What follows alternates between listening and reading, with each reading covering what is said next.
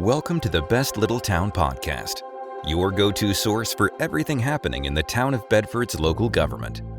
Whether it's new initiatives or important decisions shaping our town's future, you'll hear it right here. This podcast is dedicated to keeping our residents informed and engaged. It is Wednesday, May 28th, 2025, the day after a Bedford Town Council meeting, and my name is Bart Warner. I'm the town manager of Bedford. I'm glad to welcome you to another episode of the Best Little Town Podcast, an informative program we put together in partnership with our good friends at Media Squatch here in their studios to keep all our citizens, businesses, and interested parties apprised of the things that happen in the town of Bedford, and specifically the actions taken by the Bedford Town Council. Last night, May 27th, Town Council had its regular meeting, which does twice a month. The council meets every month on the second and fourth Tuesday at 7 p.m. in the upstairs of the municipal building at 215 East Main Street. We love to have people come personally and be with us in those meetings and participate. You can also do so virtually on the live stream that is produced by Media Squatch. And you can also view the recordings of the meetings pretty much as soon as the day after on youtube.com. If that doesn't work for you, we post the minutes of all our meetings and work sessions on our website at www.bedfordva.gov. So we like to keep folks apprised of what's going on. There are a lot of moving parts in our community right now, some more evident than others, but everything gets done at the town council meeting. So if you ever have questions about, hey, the town is doing this, or a question about town policy, nothing takes place outside of a council meeting because legally that can't happen. So very important for us to keep folks apprised of process and what happens when the discussions take place. And with that, I'm going to jump right into the agenda for last night's meeting. After the approval of the minutes, we had a couple people appear before council. First was Pastor Greg Rogers, who serves Grace Memorial Baptist Church. He offered a prayer for council and for the community and used Proverbs 2, verse 6 as the scripture focus for that prayer. Next up, we had Nancy Layton, who is a resident of Peak Street. Nancy offered some very poignant observations regarding infrastructure around town, particularly related to electric and water and sewer services. She shared her view that we do seem to be having some struggles with things related to that, including sidewalks and streets. And she shared her observation that there seems to be a strategy to try to grow our way out of the problems of funding for these activities, even though we all know that construction takes time and revenues often lag behind. She also commented on the increasing charges by the Bedford Regional Water Authority and the Bedford Town Electric Department, and suggested that we try to look at ways to mitigate those factors without raising fees, also trying to find some creative ways of addressing the problem and expanding generation of power in the case of the town electric utility. Next up were council comments, starting with Councilman Dave Foster. He thanked the people in attendance for coming out to the meeting on a rainy night, and also specifically Ms. Layton for her comments. Councilman Dwight Evans thanked Pastor Rogers for his prayers for the community. Vice Mayor Updike also expressed his appreciation to those folks who were physically in attendance at the meeting last night, and also shared some observations about the history and observances related to the Memorial Day holiday. One of the things Darrell mentioned was that it was originally considered Decoration Day for headstones of the fallen servicemen in this country. In addition to that, he noted that he attended a signing ceremony at Susie Gibson Science and Technology Center. That was an event held to recognize graduating seniors who are moving on into the workforce. Similar to what we hear sometime with athletes who are moving on to play sports. Susie Gibson has been sponsoring this event, I think, for a couple of years now, and it celebrates the people who go out and actually provide the services and the work that we rely on on a daily basis, and that we still see great need in filling positions. So Daryl had attended that and talked about what a great quality event it was. Councilman Stacey Haley also thanked the attendees of last night's meeting and recognized the several events over the past holiday weekend for Memorial Day, which took place. Mentioned that there are several upcoming events related to June 6th, which of course is the D-Day observance related to World War II, which has a specific significance for our community. Councilman Todd Foreman also spoke to the significance of Memorial Day and asked us all to remember those who sacrificed their lives in defense of our country. He also recognized the efforts of people who placed flags on the grave sites of veterans at our town-owned cemeteries and thanked those people, the volunteers who did that, as well as the town staff who cooperated in making that happen. Councilman Jay Ippolito thanked Pastor Rogers for his prayers, also thanked the attendees for being there personally for the council meeting. He also noted the great activity at the farmers market in Bedford. That's on Washington Street, right in downtown Bedford, near the intersection of Washington and Center Street. Jay noted that there was quite a bit of activity there this weekend and recognized Erica McFadden and the other staff there who were putting together great events on a regular weekly basis. Mayor C.G. Stanley recognized Charles Jones, who is a recent Liberty High School graduate who has been serving as an intern with the town finance department for the past year. CG made some nice comments about him and about the internship program that is directed by Ms. Jeannie Willis, faculty member at LHS. Charles was there with his family to receive a small token of our appreciation and get a couple of pictures taken in the process. Moving on to the agenda, typically we have a report of council committees. However, there have been no committees that have met since the last council meeting. We then moved on to revisions to the agenda. Councilman Stacey Haley mentioned that he wanted to talk about a couple of things as discussion items, specifically the Bedford Middle School redevelopment project and also capital improvement funds in the electric department proposed budget. Consensus of council said they were fine with adding that to the agenda, and those were actually incorporated into the discussion in one case of our new business items. We had no public hearings. There was no old business to address. We moved right into new business. The first item was adoption of the budget for fiscal year 2025-2026. The proposed budget is something that is effective from July 1 through June 30th of every year. It is the work plan for town staff and for the government, and it outlines the expenditures that will take place to provide the services and the limitations that are related to that. Basically, we are limited in doing what is included in the budget. There are occasional amendments to that are necessary. Ironically, that was the next item of new business we'll talk about in a minute. But the budget is our communication of what we plan to do, and it's really a statement of what's important to the town. I will say that town council has been involved in some work sessions over the past few months, and they have a strategic planning retreat scheduled in October, coincidentally, which will kick off our planning for next year's budget. We typically start that early. So last night's action was to consider adopting a budget in all funds totaling over $40 million. That includes general fund, solid waste, and electric.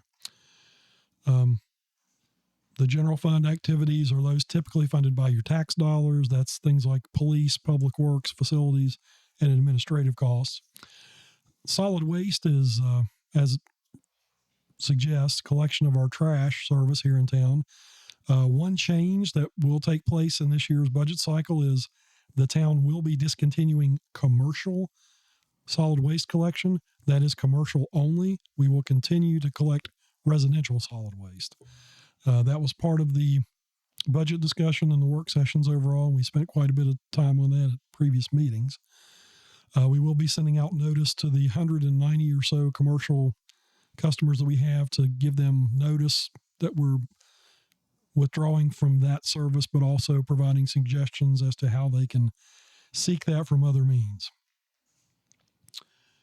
On a motion by Vice Mayor Updike, seconded by Councilman Dave Foster, there was a motion to approve the budget, and there was considerable discussion about some specific elements of the budget. In particular, Councilman Haley did raise his concerns about the manner in which electric expenditures are spent and how that takes place. During the past year, Council, in the previous year's budget, took a lot of the capital money assigned to electric and put it in a contingency fund. The net effect of that was that whenever the electric department needed to expend the money that was in the budget, they had to seek approval of council to move that out of the contingency fund. That practice was not recommended to be continued in the 25-26 budget, and there was considerable discussion about that amongst council, and that included our electric director, John Wagner. We also explained that a lot of our capital expenditures currently in the electric fund are related to new development. And just in case anybody's interested or wonders how that works, anytime a new neighborhood is built, there's infrastructure involved. There are roads, there's sewer, there's water lines, there's electric lines. Since we're in the electric business, we are directly involved in that last part. And of course, before anything can happen, you have to have electricity available to do so. So the transformers and switches and the lines themselves that serve all those developments have to be put in ahead of time before the houses are actually built or occupied. And the town has to actually order those bits of infrastructure and have them available and front those costs. And that's primarily what we're doing with most of our capital expenditures in the current year and the 25-26 year budget. And so that explanation kind of came out of the discussion last night. There was also some discussion about the financial performance of the town on an ongoing basis. I will tell you that our finance department analyzes things on a monthly basis and generates a monthly report that I forward to council for their use by email. It's basically a year in progress kind of report. Typically, it's as you get halfway through the year, you would expect most things to hit right around 50% in the budget.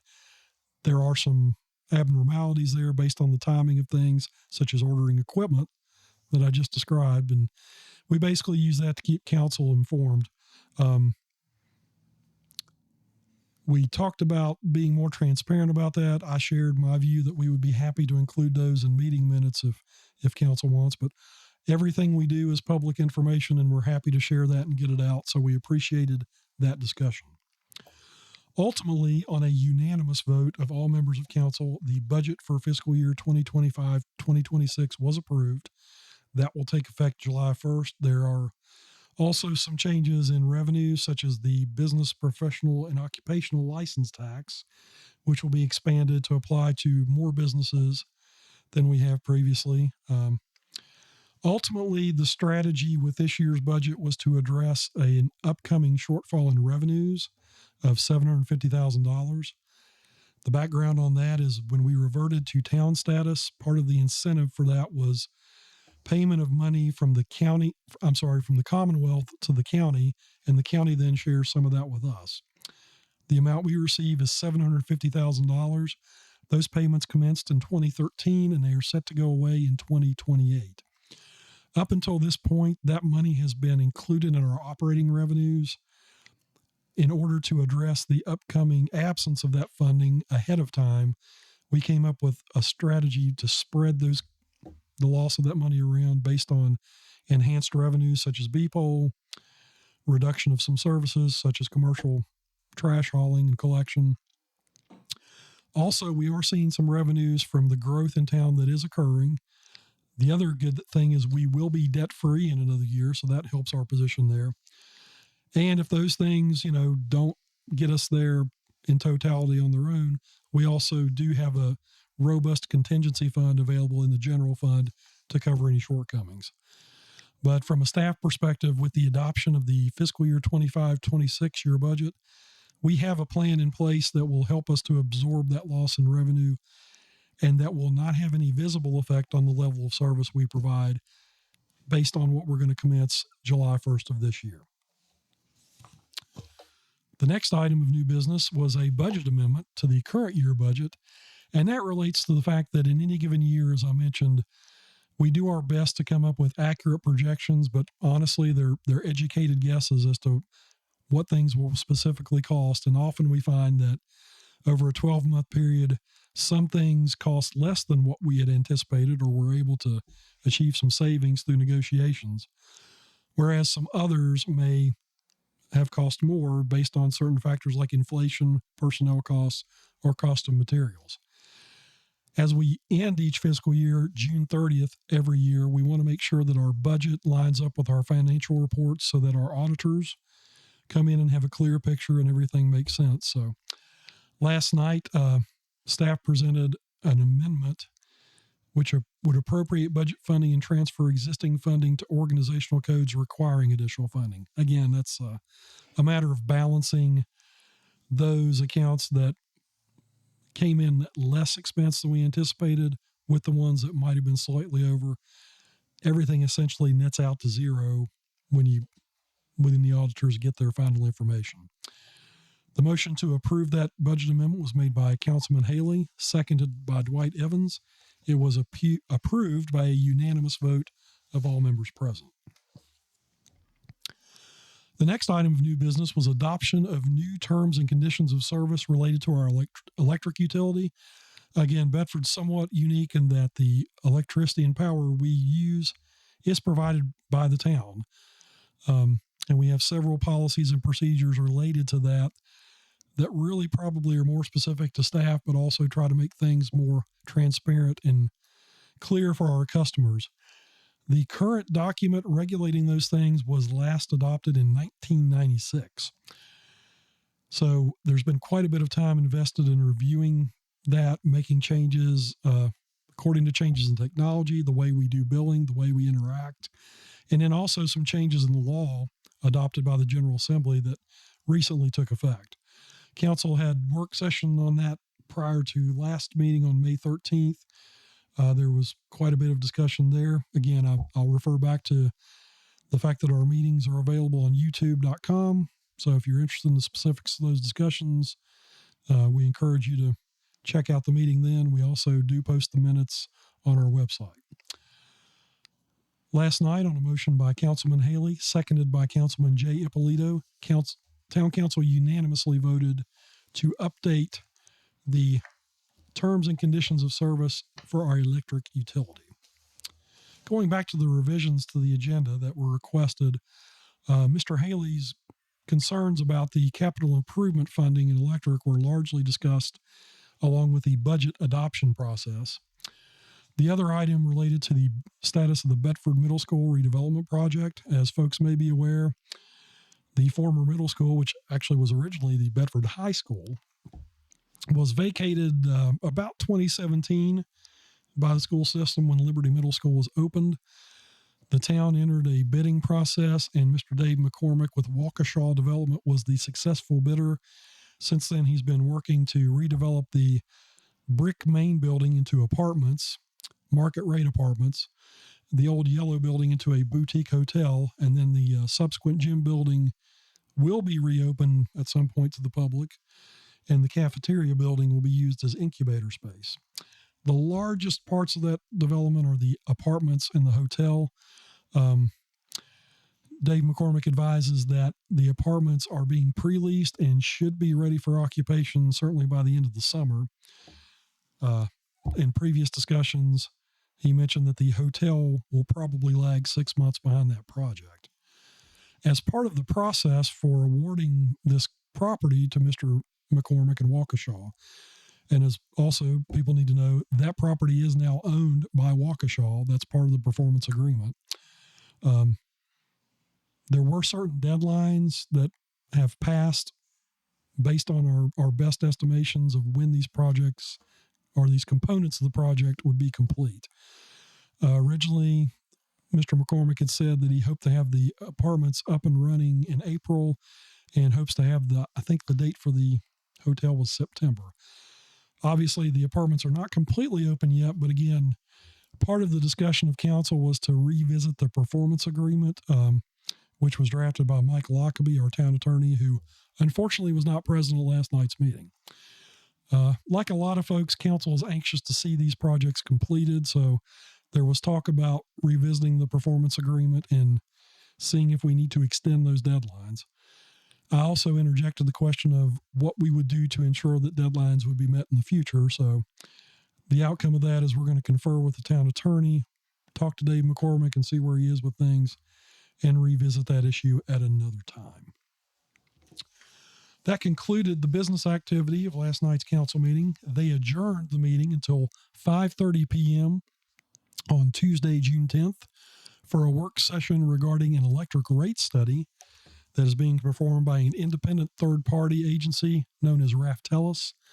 They've been looking at our operational models, what we charge, what we think is necessary to provide adequate electric service, and we'll be presenting those findings to town council beginning at 5:30 on June 10th. Of course, that is a public meeting, will take place in the council chambers.